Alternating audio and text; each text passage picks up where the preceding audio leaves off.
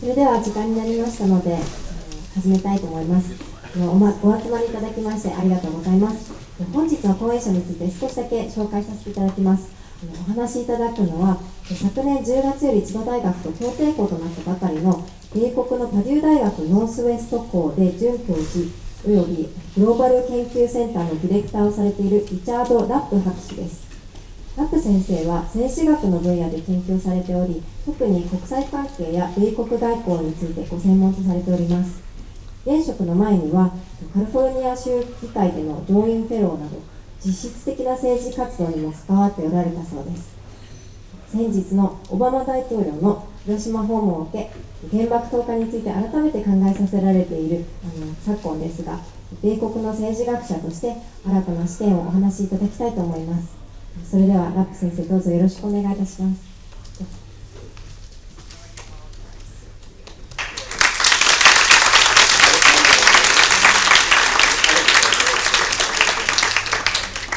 Good afternoon.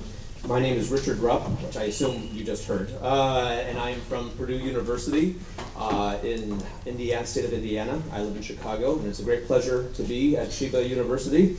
You've been very kind to me today. I've already received some wonderful gifts, jam, for instance. Sometimes when you're overseas and you attend events, your hosts give you a little treat. Many of them I give to my secretary when I go home, but not that. That looks really good. So it's a pleasure for me to be here. I'm a political scientist, and I imagine some of you would like me to talk a little bit about Donald Trump. I will make time if you would like me to take some questions about American politics. I would primarily like to apologize for them. But I'm here with my friend and colleague, Dr. Dallas Tenney from Purdue, and we are here in Japan and here at Chiba specifically to build new partnerships, academic partnerships. We're very keen, we're very excited about your university's focus on study abroad. We truly applaud that, and yours is a model. And we're trying to facilitate academic partnerships, but also opportunities for you to visit us in the United States for 2-3 weeks at a time, and maybe even a semester. So that's part of the reason why we're here. In the spirit of sharing the sort of research that can take place between the United States and Japan and between academics, my field, I'm a political scientist, but my field is international politics, primarily American foreign policy. And so in planning this trip over the summer, over the spring, I was of course aware that President Obama was planning his historic trip to Hiroshima, which you all of course observed. And so I used that moment to design this current talk about the role of the decision making that transpired in 1945 to drop the bombs on Hiroshima and Nagasaki. It's, in some cases, a slightly controversial presentation that I'm going to make, because there are basically two perspectives, at least in the United States, about the dropping of the bombs. Most Americans, including my 85-year-old parents, who I saw just the other day in San Francisco, most Americans continue to believe a very simple story about the dropping of the bombs. That the bombs were built, Japan was refusing unconditional surrender, the bombs were dropped, and the Japanese surrendered. End of story. The argument is that, in effect, President Truman simply had no other choice but to drop the bombs. That's the traditionalist perspective, and it is very dominant in the United States still. I am sure Donald Trump believes that story very simply. And my parents are largely of that persuasion until they listened to their son the other day practice his lecture. And then they saw a lot of data and they saw a lot of evidence that I'm going to share with you today. And it made them uncomfortable, but that's what good research does. Good research makes people a little bit uncomfortable because they have to rethink and reconceptualize. Now, the revisionist perspectives, because we're looking at two perspectives today, the traditionalist and the revisionist. The revisionist historians would say the following: it was not necessary to drop the bombs to end the war in August of 1945. Japan would have surrendered without the dropping of the bombs. And the dropping of the bombs were as much a focus on Japan as it was on the Soviet Union and post-war U.S.-Soviet relations. So this is the tension that transpires between these two perspectives. So what I'm going to do today is I'm going to share this story, and I think many of you will have some awareness of this story, but I'm pretty sure you'll be seeing information and hearing new facts that will frankly add to the case, because I don't think it's going to come as a surprise right now that I very much come from the revisionist school of thought. I actually don't even like the phrase revisionist because it implies that there's something sinister going on. To me, this is a very factual presentation that I'm about to give you. There are certainly areas that can be in some degree of dispute. Did President Truman really ignore that? We can't go back to 1945 and say he didn't read that memo, but the data seems to be overwhelming at this point. So, and this is not, I would say, simply a history lecture that I'm giving today. I think this is very timely in the world that we currently live in. President Obama did in Hiroshima what he does all over the world. He gave a very moving and deeply affecting speech, but he really didn't say too much. Right? He really didn't say too much because there was no chance that he, of course, was going to apologize. That, of course, was never going to happen. But he didn't even take into account what I'm about to share with you. And I have to tell you, if President Obama were here right now in this lovely setting as a private citizen, he would agree with everything I'm about to say. He can't do it as president, though. That's the dynamic. So where we're going today, we're going to take a look at this decision. I call it From Truman to Obama, because this has been a long evolution. And one of my criticisms of President Obama is that he came to office pledging to work towards eliminating nuclear weapons in the world. And in point of fact, he has been, of all the post-Cold War presidents, he's reduced those weapons least. And in fact, he has authorized a $1 trillion modernization of U.S. nuclear forces in the next 30 years. In part, that's a reaction to China. It's a reaction to Russia. In part, it's a reaction to the Pentagon. But the United States is not moving in the direction of eliminating nuclear weapons. It's actually moving in the direction of enhancing our current arsenal, which is why I think a conversation like this that we're going to have today is always valuable. So with that said, I think you can, I see the lights, but I think you can all see where we're going. Ultimately, I'm going to begin by giving us a bit of historical context of the building of the bombs and the dropping of the bombs. But my real focus is evaluating the decision and what mistakes probably were made. Sure. Was it necessary? Would Japan have conditionally surrendered? Very important, the distinction between conditional surrender and unconditional surrender. Historically, wars have always ended with conditional surrender. It was just Franklin Roosevelt in 1943 in Casablanca, and he was with Winston Churchill. I think they were drinking, and the president said, we should have unconditional surrender. And the American public said, okay, whatever the hell that means, we're going to have it. And that's very different than conditional surrender, which is how most wars come to an end. Why was the demonstration ruled out? Why was the demonstration test not over an urban area ruled out? We'll talk about that. How many casualties might an invasion have incurred? There was a myth in America, and it's still widely repeated. I saw it in the New York Times not long ago, that an invasion of the Japanese home islands could lead to 1 million fatalities just on the U.S. side. Perfect rubbish. It was just invented out of midair, but you repeat it, and you repeat it, and you repeat it, and it becomes true. When were the Soviets scheduled to invade? You're going to find this is a very important component of what I want to talk about today. What were the views of American scientists? You'll see that many of them were very opposed to testing their creation on human beings. What role did the Soviets play? And then this, I thought, I was at home a couple of weeks ago and I put this on because I think this is so important. Why do governments fail to take responsibility for flawed or immoral decision making? All decisions do that. I apologize all the time. I make mistakes. Governments have a very difficult time apologizing, but they also have a difficult time acknowledging the mistakes they've made.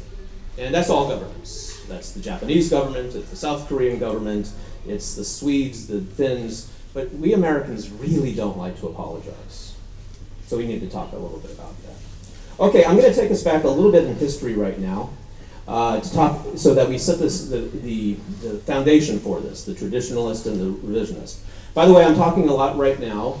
I'll go through this probably in about 35 minutes, and I'm very much looking forward to your comments and questions. I'm very sincere about that. I gave this lecture yesterday at Showa University, and I'm giving it today here, and I modify it because I learned from you, the Japanese students, their faculty, about how I can modify this presentation, make it better. Am I making mistakes? So please feel free to offer your comments towards the end.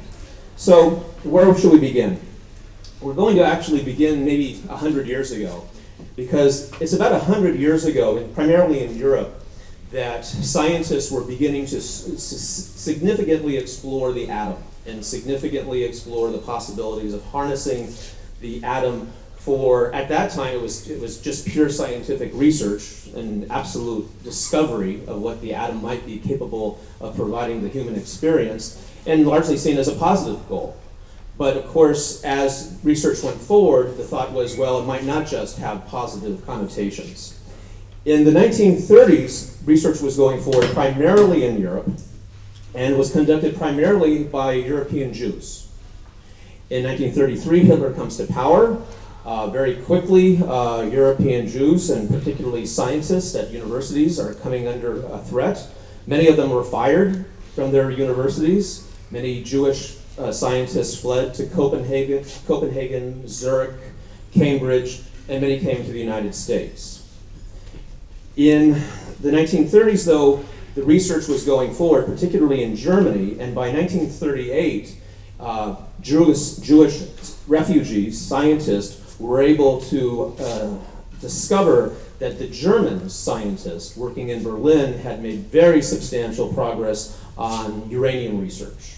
And now the question was, we believe the Germans are working on the science towards building some sort of weapon. At that point, the scientists who had actually made it to the United States, particularly individuals like Enrico Fermi and Leo Lazard, said, we have to find a way of bringing this information that the Germans are working on the bomb to the attention of the President of the United States, and that we must find a way of communicating with President Roosevelt. Well, if you're Leo Lazard, who no one's heard of, you're not going to get your call returned by the United States President.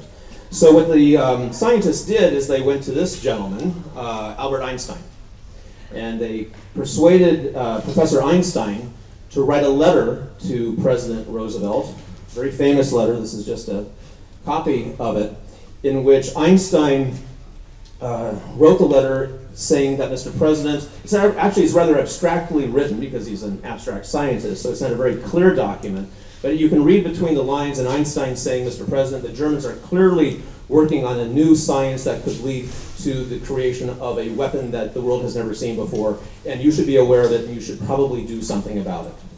Well, Roosevelt was not a rocket scientist. He basically got C's at Harvard. But he was a very shrewd politician. And so, when the smartest man in the world comes to you and says, you probably should take notice of this, Roosevelt did. So in 1939, Roosevelt began an advisory committee. So it was a very small initial effort by the United States. But in 1941, in October of 1941, as war seemed to be growing, and of course war at that point had already come to Europe, and there was a growing sense that war would come in the Pacific, Roosevelt initiated a research program, an initial research program. The program, however, would take on an entirely different dynamic when the Japanese bombed Pearl Harbor. And so shortly after Pearl Harbor, in December and January of 41, Roosevelt authorizes what you all have now come to know as the Manhattan Project, in which the United States government went through an extraordinary effort to build, research, design, and build a bomb in very short order. Mind you, the focus was not Japan, however. The focus was Germany. The decision to go forward with this design was to develop a bomb before the Germans acquired the bomb and to drop on Germany. It was not conceived initially as a weapon to be used against Japan. Well, very quickly, the United States began this massive project in absolute secrecy. In absolute secrecy. I've been to Los Alamos. It's a beautiful place in New Mexico. This is what it looked like before the American military arrived. It would quickly grow into a massive city. There were 3 cities that basically came into existence during this period. In Los Alamos is where the primary bomb making and research facility. Also in Tennessee, the state of Tennessee, and also in Washington State. The Manhattan Project would eventually employ 150,000 Americans. 150,000 Americans working in these various locations. The government spent approximately $2 billion, which in those years was a fantastic amount of money. The vast majority of the 150,000 people working in these sites had no idea what they were working on. They had no idea what they were working on. It was all compartmentalized. A very few number of individuals were aware. The average age of the scientists at Los Alamos, there were 1,000 scientists at Los Alamos, was 27. So just a little bit older than most of you in the room right now. And so they went to work. And these were the 2 primary drivers of the system. This is a man by the name of Robert Oppenheimer. He was the scientific wizard, if you will, behind the science. And this is General Leslie Groves, and he was the American military officer charged with the organization and the secrecy. Well, they were successful, as you know, in July of 1945, of testing the first atomic bomb. I believe it was on July 16th. And there they are. I guess they're not worried about the radiation, because that's ground zero, and the bomb was successfully tested. So that's just a little bit of historical context. And there's so much more. As you all know, there are just some splendid histories of this period. Richard Rhodes, an American, wrote a wonderful book called The Making of the Atomic Bomb, and it's very fascinating to see how the scientific discovery went forward. But now what I want to do is talk more about the politics, more about the war situation, because again, very important to stress that the bombs were initially conceived to confront the Germans and to deter the Germans, and if necessary, drop atomic bombs on Germany, not Japan. So where are we let me just see where I'm going. Where are we in the theater of operations here? This is a map, of course, of Asia, but really the first story would be in Europe. In February of 1945, I'm just going to give you a few dates here, but they're important. In February of 1945, there's a famous summit called the Yalta Summit between Franklin Roosevelt, Winston Churchill, and Joseph Stalin. Okay? Now we're only 2 months away from the end of the war in Europe at this point. So it's February of 1945. The war ends, and Germany surrenders in May of 1945. At Yalta, President Roosevelt, very insistent, and receives a guarantee that the Soviet Union will declare war and invade Japan 3 months after the war in Germany is over. Okay? I really want to emphasize these dates because they're so important. It's February 1945. Roosevelt wants the Soviets to declare war. Why? Well, the United States lost about 350,000 soldiers during World War II. That's our fatalities. Casualties were higher, of course, but we lost about 350,000 men, primarily men and women. The Soviets lost between 25 and 30 million. We wanted the Soviets in because the Soviets were going to do the lion's share of the dying. That's how it had been done in Europe, and that's how it would be done in the Pacific. So Roosevelt wants the Soviets to invade. And Stalin agrees that after the war ends, he will move the Red Army from Europe across the Eurasia to get ready for an invasion of the Japanese home islands. That's what happened at Yalta.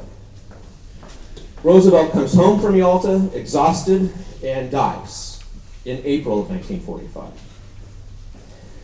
The next summit would feature these three gentlemen: Harry Truman, Winston Churchill, and Joseph Stalin. Actually, Churchill lost an election during this period and had to go home. Stalin can understand, right? Because the British had an election, and poor Winston, and he was so angry. How can they fire me now?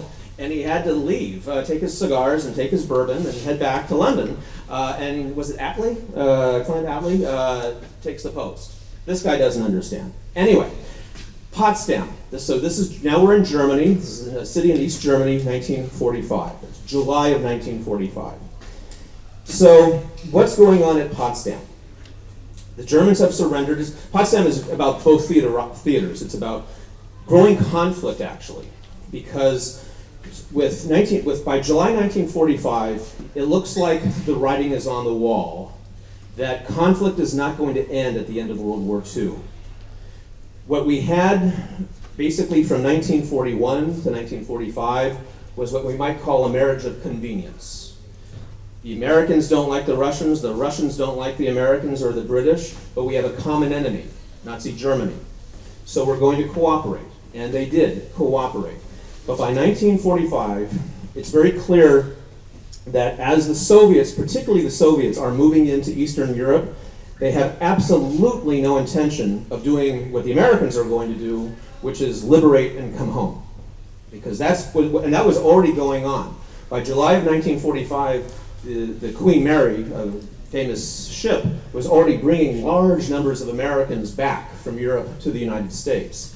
The Red Army was staying. It was staying in Poland, it was staying in Yugoslavia, it was staying in Czechoslovakia, Hungary, etc. So Truman is already seeing trouble. He's already seeing that we are going to have added trouble.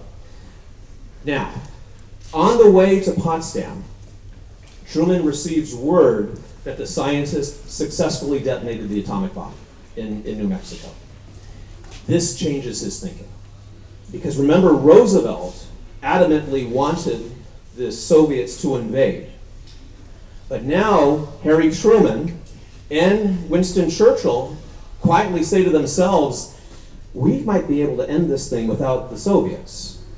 Now think to yourself, you might have never thought about that. Can you imagine how your family's lives might have been radically different and your lives might have been different if the Soviet Union occupied, say, half of the Japanese home islands, as they did, most of Eastern Europe throughout the post-Cold War period? Your lives would have been radically different. Right? And the Soviets stayed until 1989. So part of the thinking here is that we have this bomb. Now, perhaps we don't need the Russians involved. I've given this lecture so many times, I have no idea where I am in my notes. But there's a quote here I have from Churchill. So this is Churchill at Potsdam just to Truman. And he says, "It was now no longer necessary for the Russians to come into the Japanese war. The new explosion alone would be sufficient to settle the matter." So now the thinking is, how can we go forward and terminate the war as quickly as possible? At Potsdam, President Truman gives General Groves the order to take whatever devices are available, and there were only two. There were only two in the U.S. arsenal at that point. He had them taken to, I believe it was probably San Diego, put on ships and sent to Trinidad. He also gave an order, when it was convenient to bomb, to bomb. So it was not a specific order, and very importantly, he had no thought about dropping one and then dropping two. Just drop them. It was because a lot of historians have long said, and you undoubtedly in your high school classes have said, why two? Why was it necessary? The historical record is that Truman really didn't think that through. So now we have a situation in which we're heading towards the actual dropping of the bombs. But there's something else to appreciate, and something you can appreciate far more than I. This is only my second trip to Japan, and you have lived here your lives. Is that the war at this point is going forward. You are seeing major battles at Iwo Jima and Okinawa, and very substantial fatalities on both sides. And you also see the firebombing of 1945. Which killed far more Japanese than the two bombs at Hiroshima and Nagasaki. But you see a brutal firebombing campaign. This city that we're in right now, that night in March of 45, 16 square miles incinerated, at least 100,000 fatalities in one night. And this was being replicated in dozens of Japanese cities. But from the American point of view, General LeMay, who orchestrated this, it was doing no good, because the Japanese still were not surrendering. So something else would be necessary. What was necessary from a traditional perspective was to plan for invasion. And two dates had been set for the invasion of Japan. The southern islands were going to be hit in November of 1941, to be followed by an invasion of the Tokyo Plain in March of 1946. General MacArthur was charged with this planning, and this planning was well underway in July and August of 45. However, with the advent of the bomb, the decision to drop the bombs, we went forward. This is actually the fire bombings. And the bombs were dropped on August 6th, as you know, in Hiroshima, and August 9th in Nagasaki. Very importantly for our narrative today, on August 8th, the Soviet Union announced its declaration of war against Japan and invaded physically Manchuria. This is very important for our story.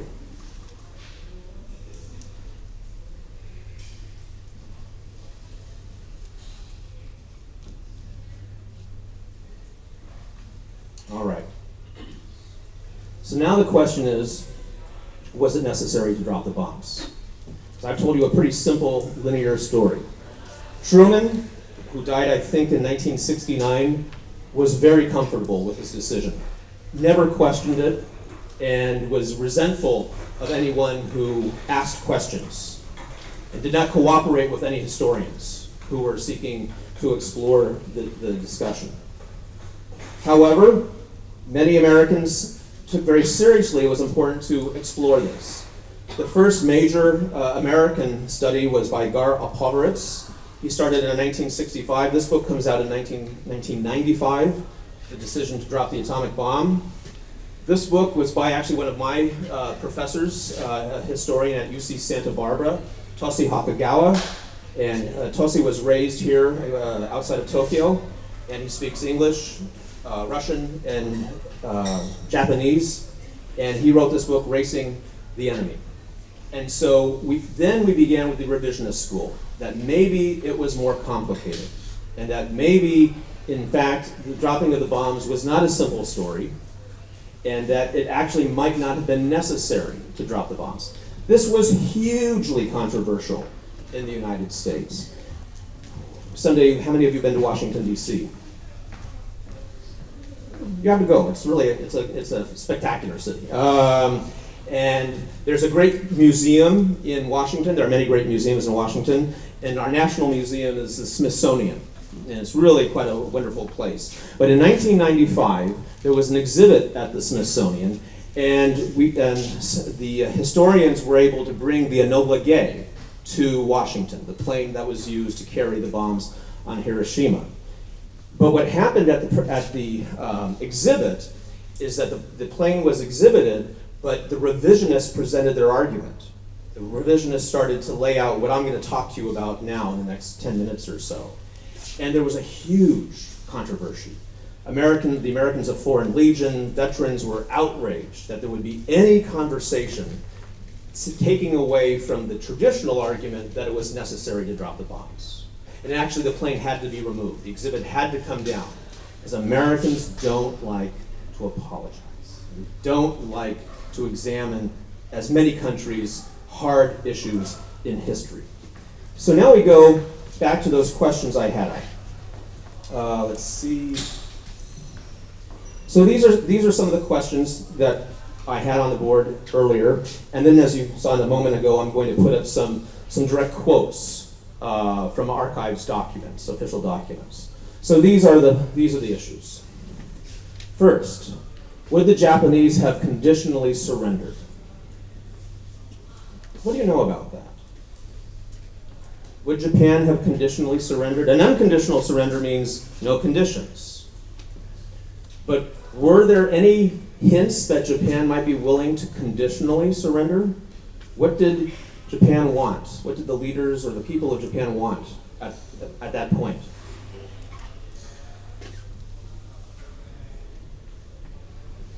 I see one person who knows. He's smiling at me, but I'm pretty sure I'd be distressed if you didn't know. Because that if you don't know the answer to this, that means we have to reevaluate what you're doing in high school. I don't know if I haven't studied this in a while, but there was documents that they came across in Japan that said they were really thinking about surrendering. Absolutely. The Japanese government was actually making overtures to the Soviet Union, to Moscow. We know this because we broke the code. The Americans broke the code, and so we knew at the time that the Japanese government was making overtures to Moscow asking for their assistance, but what did they want? They wanted an assurance that Emperor Hirohito would, one, not be prosecuted as a war criminal, but be permitted to stay on the throne. They understood that it probably would not be the same level of authority that he had, but it was very important to the Japanese that Hirohito remain on the throne. This is key. There were other modest conditions, but this is the important condition that the Japanese had signaled.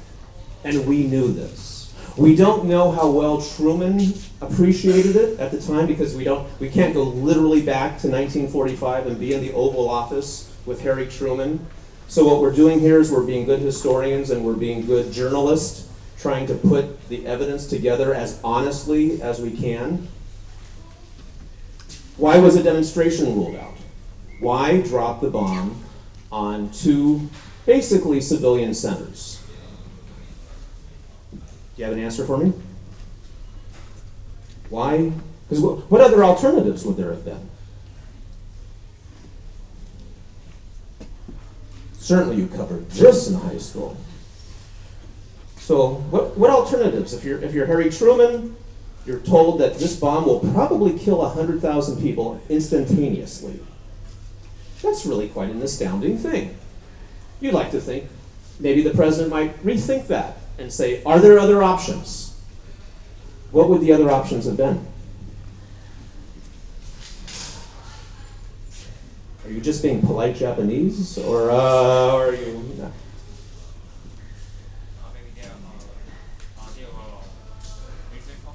Pardon me? What military factory?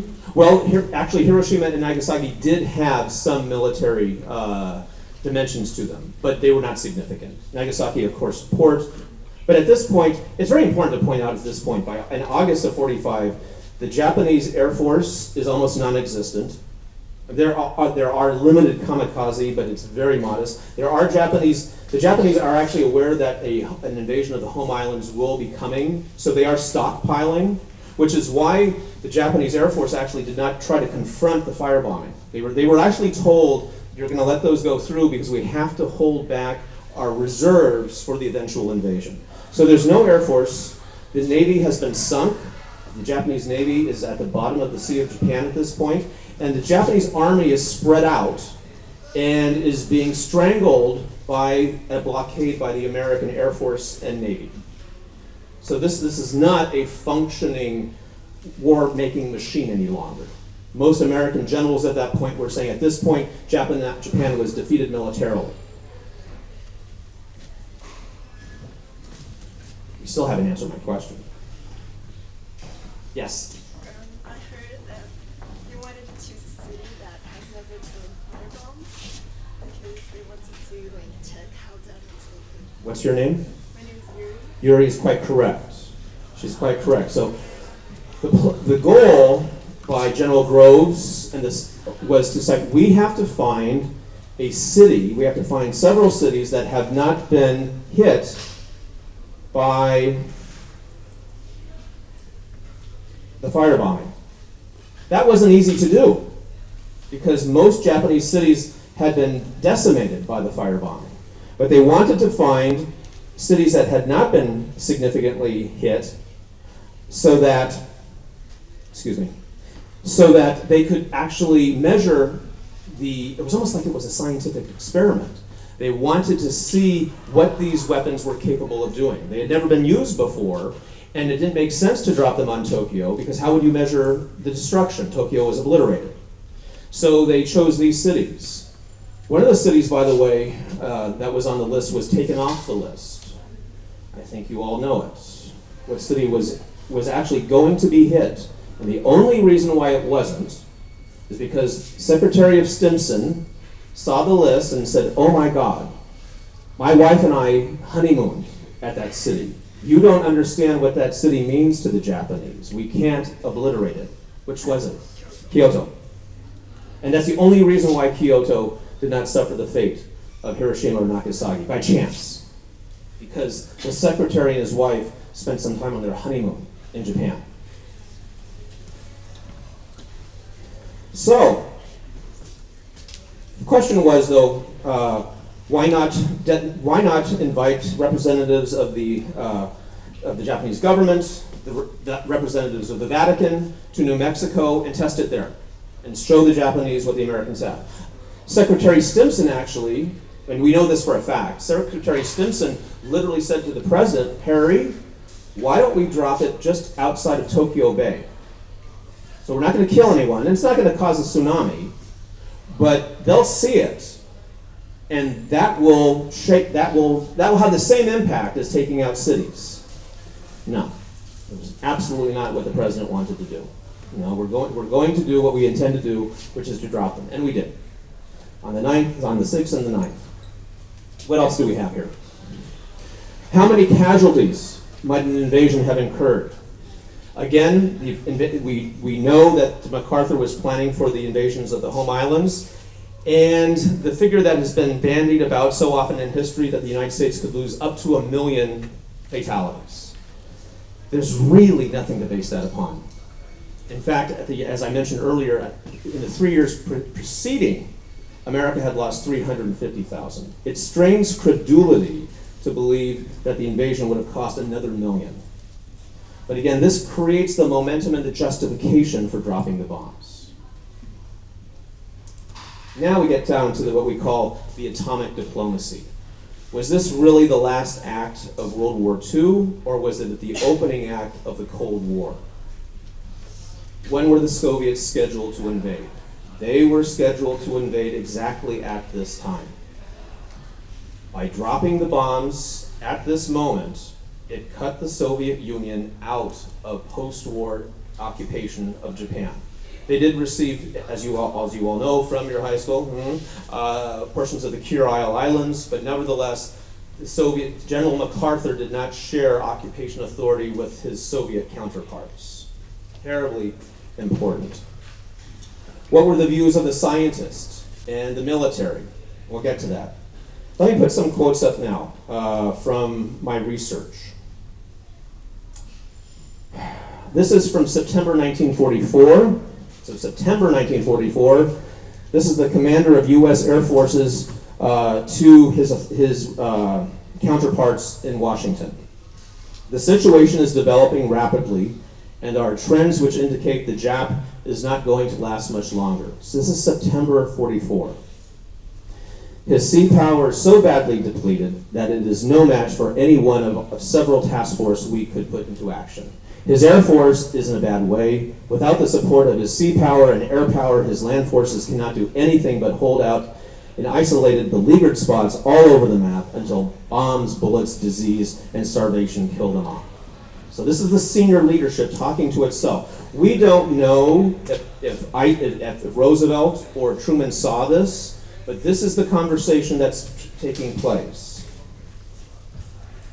This is from the U.S. Joint Committee on Intelligence, again, before the bombings.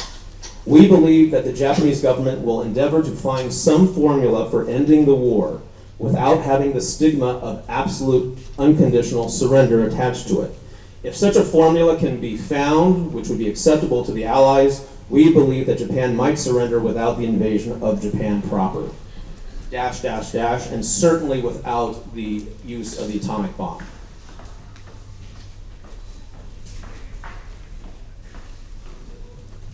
This is Joseph Crew, who's acting Secretary of State, May 45. The greatest obstacle to unconditional surrender is their Japanese belief that this would entail the destruction or permanent removal of the emperor and the institution of the throne. If some indication can now be given, the Japanese, that they themselves will be permitted to determine their own future political structure, they will be afforded a method of space saving without surrender, without which surrender would be highly unlikely. We now know that Secretary of Stimson, again, not only the secretary, but a close personal friend of Truman, was saying, Harry, maybe if we just simply tell the Japanese that Hirohito will not be tried as a war criminal, that Hirohito will be able to remain on the chrysanthemum throne in some reduced status, we might be able to get a deal. There would be no deal.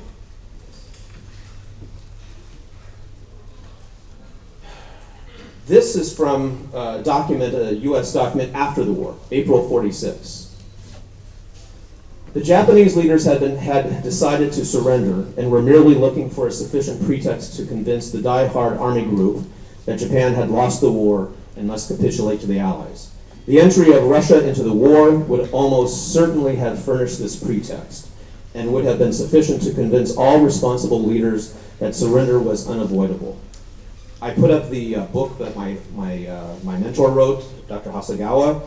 His theory is that Japan surrendered actually not because of the dropping of the bombs, but because of the invasion on August 8th. That was from his research, that's the key explanatory tool. He makes the argument that the Japanese hadn't surrendered after the horrific firebombing that had been going on for months. And so the bombs, while horrific, were just one new bomb. Whereas the Soviets had an army in the millions and were ruthless. And there was no chance that Japan could go forward. So, and again, we can't say 2 + 2 = 4. We can't say it was the bombs, it was the Soviets, but some combination of this brought this to an end. The point, though, being is that was it necessary to drop the bombs? And the argument that I'm making today is that it most certainly was not. U.S. military leaders. So here is General Eisenhower, who would become President Eisenhower. This is Admiral Halsey.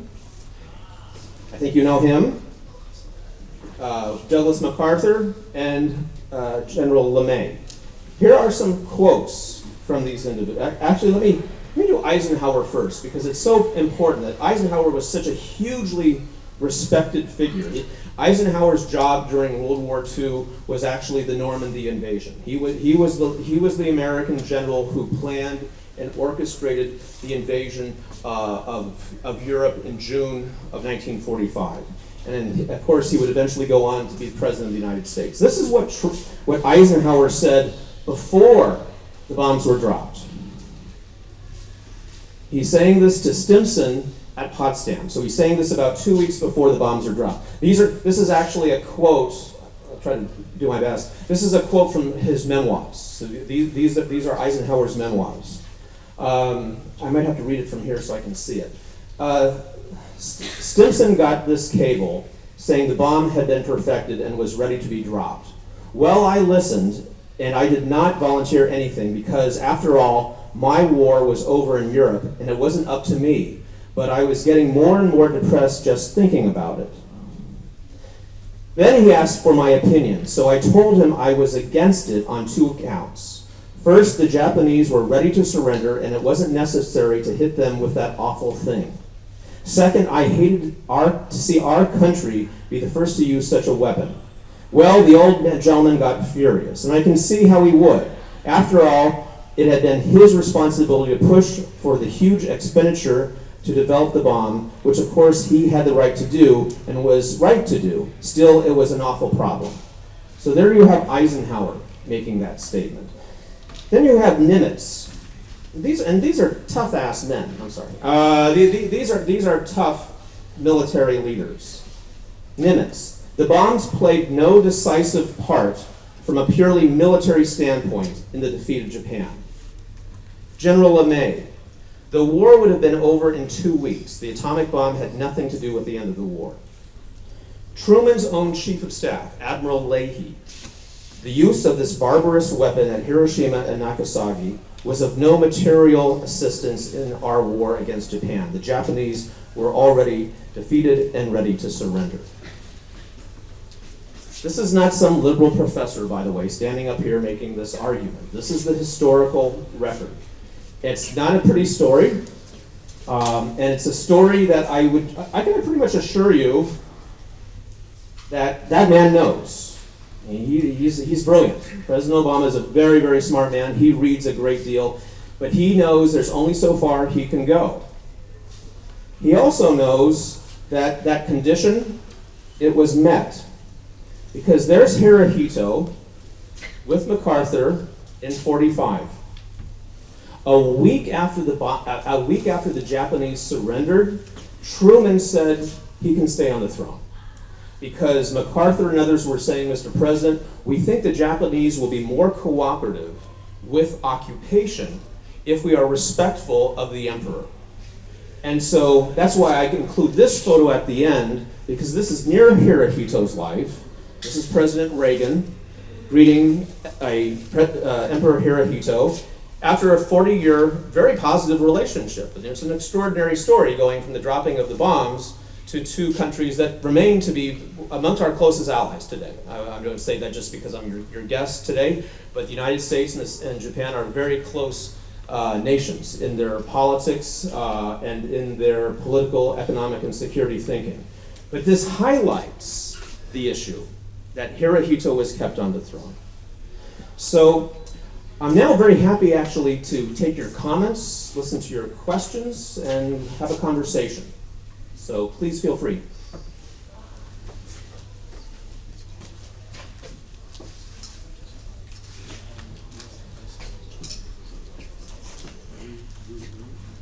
Is this a new story for many of you?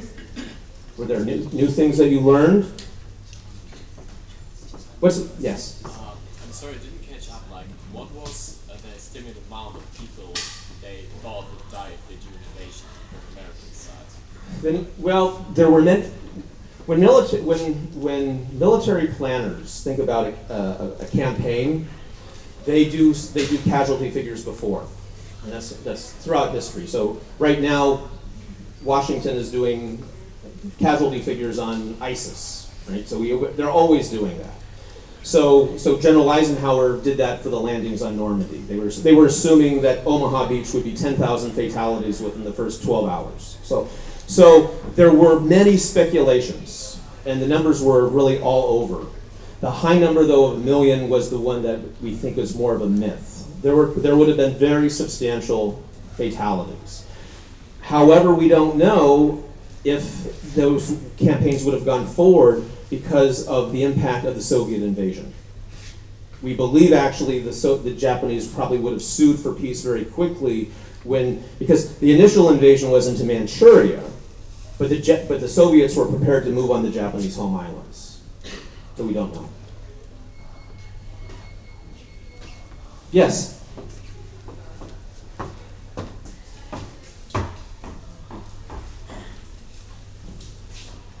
Thank you for your interesting lecture. You dropped 2 A-bombs. I didn't do it.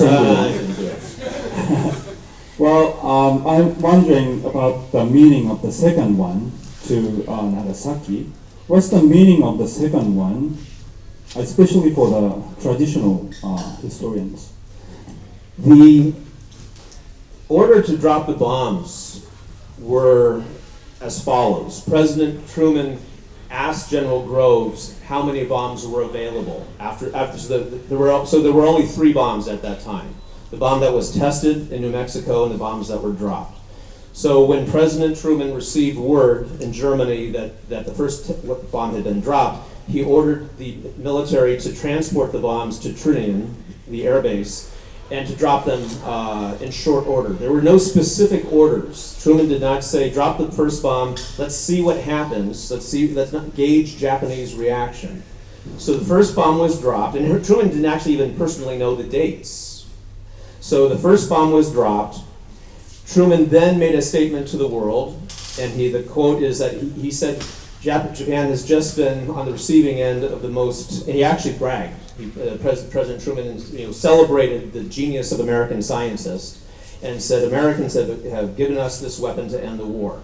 And then he threatened to, quote, rain atomic bombs on Japan. That was a lie, because there were not multiple bombs to drop, but the Japanese didn't know that. So the second bomb was dropped 3 days later, but it was not something that was really calculated into the because many people do come to this.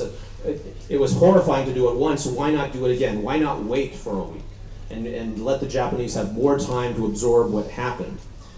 It's not likely that Truman ordered the bomb after literally the day before when the Soviets invaded. So the Soviets declare on August 8th. There's no data to say, we have to drop the second one now to make sure the Russians don't come in.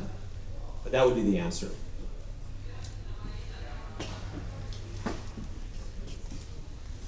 Yes. Why Truman think about the 2 bombing or stop the invasion from Soviet? Say it one more time, please. Why Truman think about the 2 atomic bombing will stop the invasion of Soviet? Right. I see your point. I have to think about it, though. It's a very good question, because I can't get in his mind. So I've lived in this period because I'm a historian and a political scientist. So because you see, we don't have concrete. This is where the traditionalists come in and they hit my crowd, right? Because the traditionalists come in and they say, there's no video, right? There's no video of Truman saying, we do this, and the Russians are cut out, and then we will control Japan after the war. And won't that be wonderful? Because we know it's going to be a bloody mess in Europe, but now Japan will eventually become our ally. They will be a key player in containing the Soviet Union. They will become a major trading partner with the United States. We don't have anything along those lines. That's why all we can do is put together as much data. This is why this is social science, right? This is not science. This is social science. And so we're putting as much data on the plane as possible. But you've seen some of those quotes. And we don't know how much President Truman absorbed them. We do. The reason why I keep coming back to President Truman is because this is a very small number of people in the room making this decision. There are probably 10 people who are really aware of what's going on. So it's a very small number of people. There were individuals who assumed what was coming. So the scientists, for example. The scientists at Los Alamos were divided at this point because they knew what they had done, and they assumed that the bombs were going to be dropped. So Leo Lazard, who again, you might remember at the beginning of my lecture, he's the one who got the ball rolling. He led many scientists to sign a document urging the president not to drop the bomb, largely because of what it would unleash in the unknown. And he was right. At the end of the Cold War, in 1989, there were 50,000 nuclear warheads in the arsenals of the major powers. 50,000, right? We're down to about 12 to 15,000 now, but this is what the scientists were worried about. What it would unleash if we legitimize this. Now, we don't know that President Truman had this conversation, but many people would say, we need to persuade the Soviets that we're ruthless. anybody looking at our war record should know that we're capable. If we can firebomb cities, Dresden, in Europe, and Japan, they should get the clue that we liberal Democrats are quite capable of ruthless behavior. Some would have argued, though, by dropping the bombs, it was a way of signaling the Soviets, signaling Moscow, that we have these weapons, you don't, and if push comes to shove, you know we'll use them, and we'll use them on civilians. So you should think about your future moves, Dmitry. Not a lot of smiles in the room today. I'm looking at you. It's a very hard story. Other questions? Yes? Maybe it's, just to confirm, it turns out that President Truman maybe didn't realize, or maybe nobody realized, the extent of this major impact that the bombings would have, the devastation that it would cause. Are there any historical evidence? Well, the Trinity bomb left quite a crater. I don't mean to be silly when I say that, but the Trinity bomb worked, and they were able to measure the radius. So they knew that if a bomb was dropped on target, it would do what it was intended to do. And that's what happened on Hiroshima. That's why the casualties are less on Nagasaki, because as you probably know, the winds affected the drop zone on Nagasaki, and that's why the numbers were less. So no, they knew what they were going to do. Maybe we could close on this issue of apologizing and taking responsibility. Why do you suppose, we're all global citizens, we live in a dangerous world. I live in a very dangerous country. I don't know about you, but I've been chatting with friends about the state of politics in America, shootings in America. We live in a very dangerous world. Why is it difficult for governments to say I'm sorry? Or maybe more importantly, why is it difficult for governments when they clearly are confronted with a presentation that says your policies at least have to be reevaluated? Why do you suppose our political leaders have such struggle doing that? Okay. Maybe the.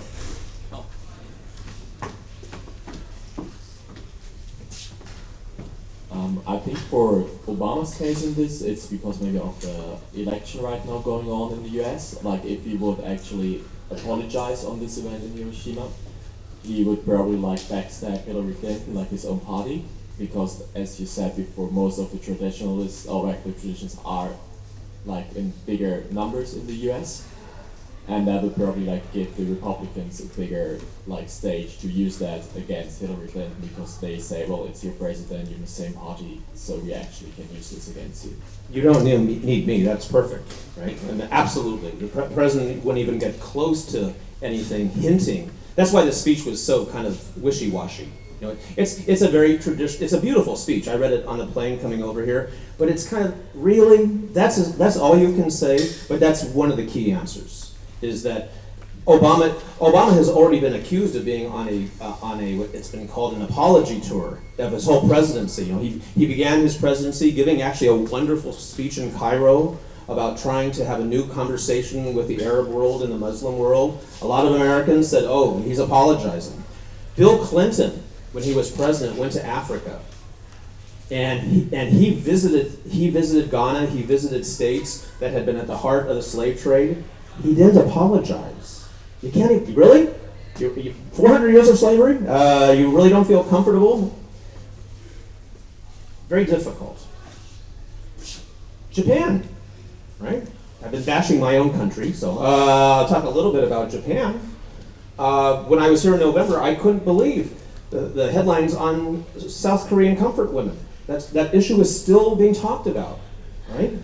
And one of the reasons why it's being talked about is that many people would say that it hasn't been adequately grappled with. Back to my country, I don't want to beat up your country. Racism in the United States. It's a pandemic. And you still have many Americans saying, Well, we've had a black president, so I guess we've moved beyond our race problems. Not a very sophisticated way of grappling with human questions, to my thinking.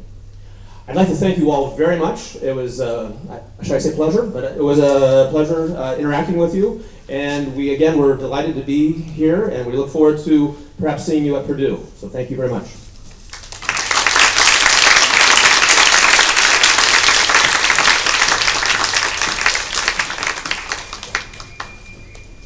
Thank you, Professor Rupp. Now we have something from... Just a brief comment, since it's related to this event on the 5th of August, it's a Friday, we have for the second time a lecture by an atomic bomb survivor. We had one last year. This is a poster. It's actually organized by the prefecture of Nagasaki, who is just paying for all this. They're bringing, this time I think it's a woman actually, they're bringing her here, and they also provide an interpreter in English, and you can have time for questions after that. It was actually, last year we did it for the first time, and it was very, very, very interesting, and very, there were a lot of people attending, so of course it's a free event. It's in the morning of Friday, the 5th of August. There is also, on the next building, there is a photo exhibition. There are some photos of Nagasaki just after the bomb dropped, with explanations both in Japanese and English. So hopefully, if you are still around, you'll be attending. But that's all. Thank you. ありがとうございました。 Class dismissed. はい、以上で本日の講話は終わりにいたします。本日はご参加いただきましてありがとうございました。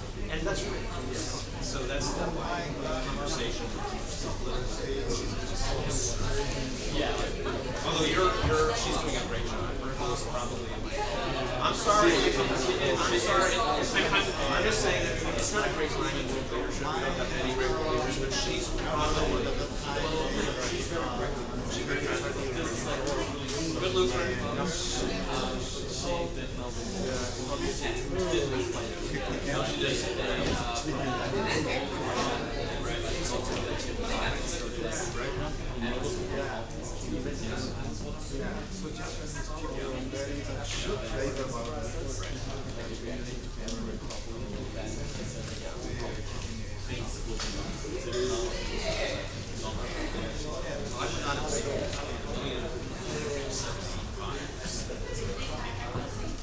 But I'm just really more talking about how she thought she has a vehicle, partially because she's a house trouble.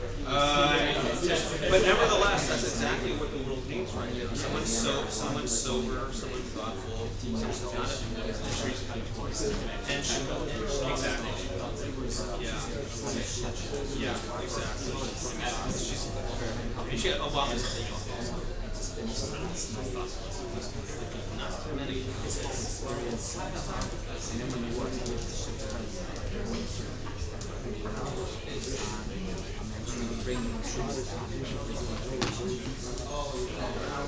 Nickel and I was recent last month just on the state of democracy worldwide, and it was just talking about Austria, Hungary, Poland, Israel, Turkey's last time Erdogan was well over 90%.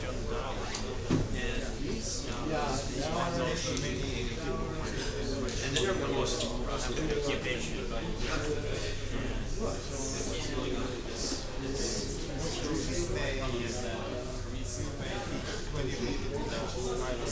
No, I actually told my students years ago I didn't yet. My little protest saying political science. We don't have that is smart. We have some things that we feel strongly about. And money in our system. By elections. So. Yes. Oh, absolutely. And I'm not even at the presidential level, not so much. Political probably and so now we're living in this media coverage. But no, we have an authoritarian.